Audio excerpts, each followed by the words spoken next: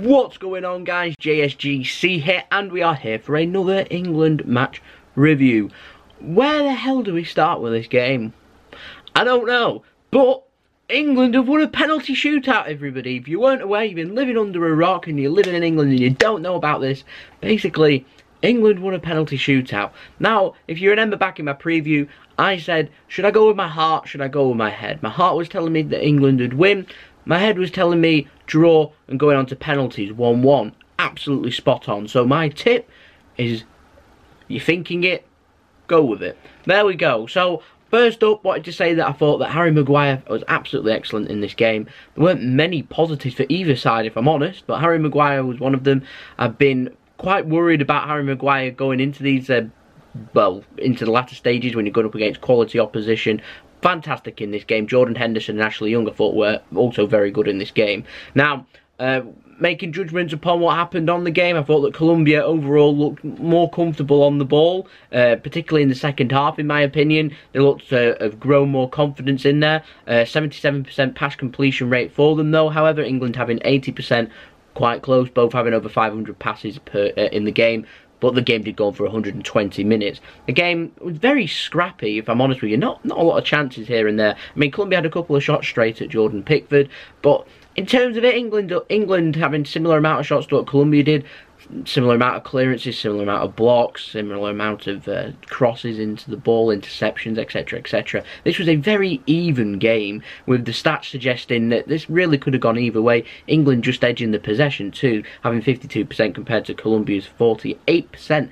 But yeah, extremely close game. So on the stats and looking at it, you think penalties probably is the right call. Now we're going to get on with the nitty gritty of what happened into the game. Now first I wanted to make a comment about two things, both regarding Raheem Sterling. The first one of the Colombia coaches, as he was going off at half time, walked up to him and just gave him a nudge with his elbow, which is completely unnecessary. And I was not happy with how the situation was dealt with by the officials on the pitch. They seemed to just give him a warning, and then he was there smirking, which I thought was disgusting. I'm hoping that FIFA will be taking action there, because if they don't, I think it's disgraceful. Why is one of the coaches going up to one of the opposition players and elbowing it? Just imagine if that was in the Premier League and things happening like that. There'd be a huge deal about that, and I think there should be a huge deal because it's absolutely unacceptable. Yeah, but that kind of summed up Colombia's tactics in this game, in my complete honest opinion. You're free to think what you think, but my complete honest opinion, Colombia had gone in with their game plan, which I didn't think was a good game plan to start with, which was just to ruffle feathers, be aggressive, and try and get into the England head and try and make this a mental test rather than a footballing ability test, which is pretty strange. But yeah, pretty disgusting. The other thing with Raheem Sterling, Daily Mail released a little piece on their website, which has since been deleted, claiming that Raheem Sterling's now gone 1,000 days without scoring. This is after England had just had a fantastic game, a brilliant win against Colombia, won the first World Cup penalty shootout. Everyone's got a huge buzz about the World Cup. Everyone's excited now for the quarterfinals. And the Daily Mail thought, oh yeah, you know what, we'll poke fun at Raheem Sterling, which is extremely unfair. I mean, to single out Raheem Sterling, I thought that the whole of England's front line had a poor game, in my opinion. That includes Harry Kane. Harry Kane couldn't get involved in it, kept dropping deep because there's a gap between midfield and strike force, and the gap between defence and midfield, and the attackers weren't really there. Raheem Sterling, Jesse Lingard, Dele Alli, they couldn't really get involved into the game, any of them. And, you know, I mean, I didn't think anyone had a particularly good game in England's attack, but when you score your only goal comes via a penalty, probably just best sum it up. But yeah, that's my opinion. I thought that in the newspapers, just lay off Raheem Sterling. I mean, most of the other press are all going on about England's World Cup buzz, and everyone's dead excited for the World Cup, so why not just hop on the bandwagon of that? And yeah, do you know what I mean? Everyone would be a lot more respectful if they did that. Pretty disgusting, whoever journalists, I don't even want to take note of the name, just disgusting why they're doing this. I do not know. But yeah, talking points throughout the game. Late in first half, I think it was 40th, 41st minute, I think it was, first talking point came up, and it was involving Jordan Henderson. Now, their defender, Barrios, he leant in with his head.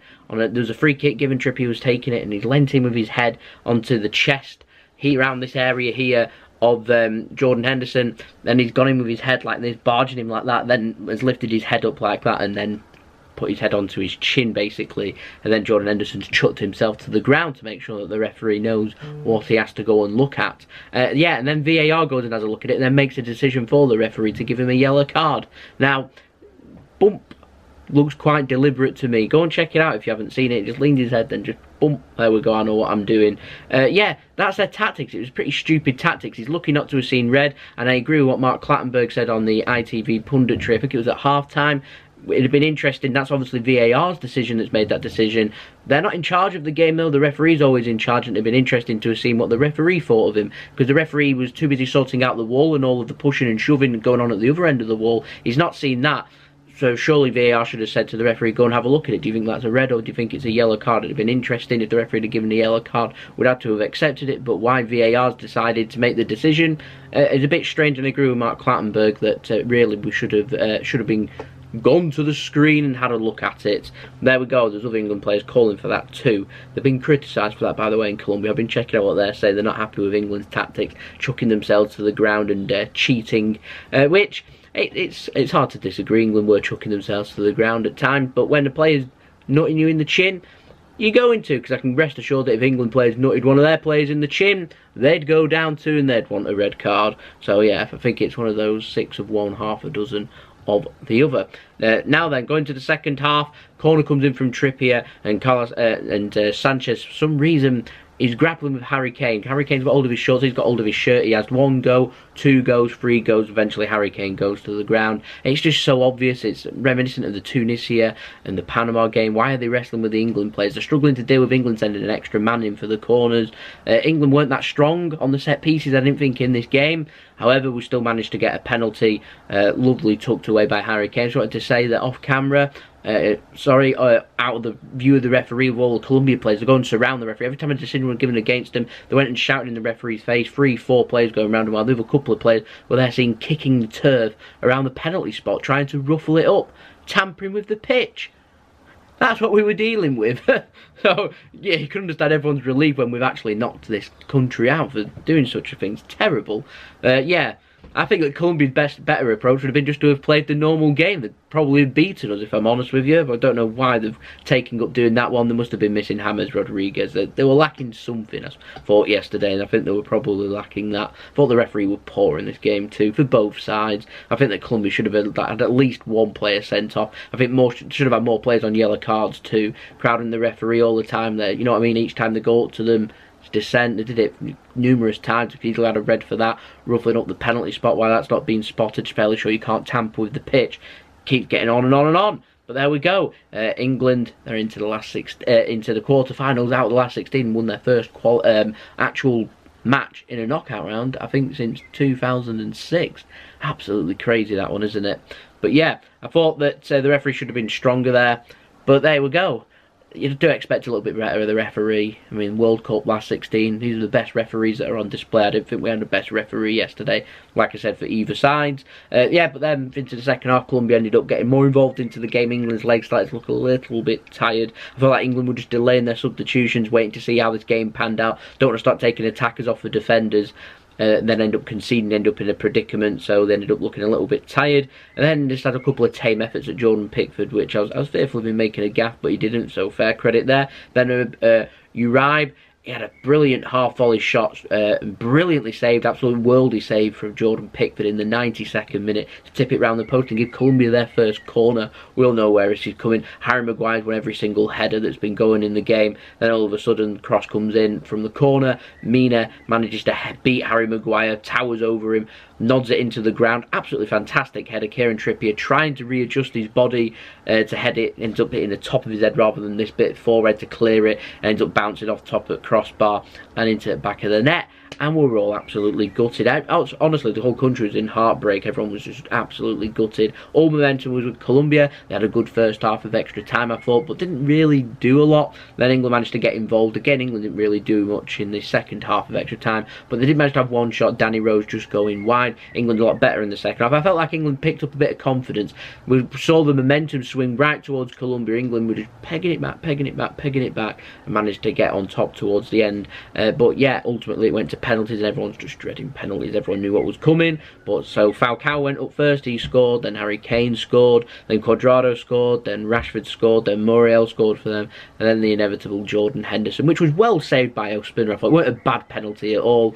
If anything, he probably wanted to have it a little bit lower. There's a good height for the goalkeeper, but still an absolutely excellent save.